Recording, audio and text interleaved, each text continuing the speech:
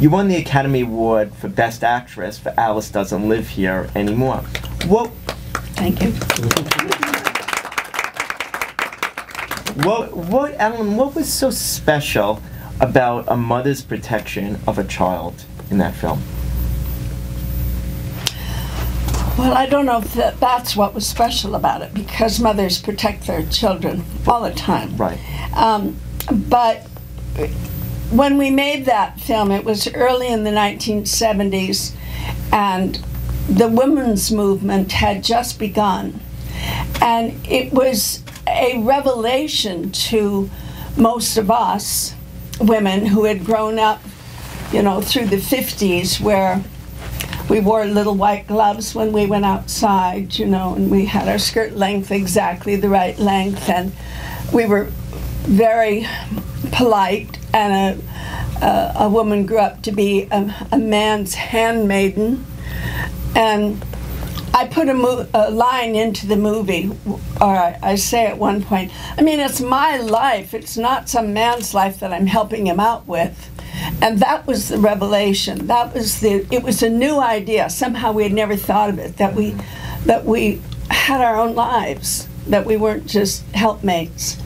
And so when I was shooting The Exorcist, John Calley, who was the head of Warner Brothers, was looking at the dailies. We were shooting in New York, he was back in California. And he called my agent and said, we want to do another movie with her. And so they started sending me all the scripts that they had, that, you know, they already had bought, that they had the rights to. And they sent them all to me, and in every one, the woman was either the loyal wife who stayed home while the husband went out and saved the world.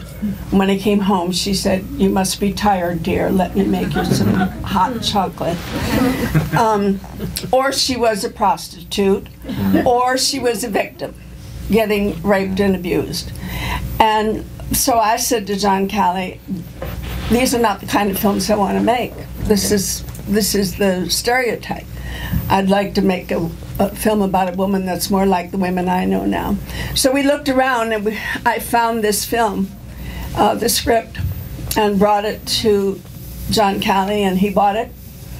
And he said, who do you want to direct it? Do you want to? And I said, no, I'm not ready for that yet, to act and direct at the same time, although I just got ready this year. And so I called Francis Coppola, and I said, I want a new, exciting director. Who do you know that's new and exciting? He said, well, look at a film called Mean Streets, which Warner Brothers, in fact, owned. And I saw it, and I asked for a meeting with Marty, and he came to John Calley's office, and I said, I like your film very much. I love the level of reality. That's the way I want this film to be. But there's only one woman in there, and I can't really tell if you know anything about women, do you? And he said, no, but I'd like to learn. And I thought that was a great answer. Because I wanted the film told from a woman's point of view, which had not ever been done.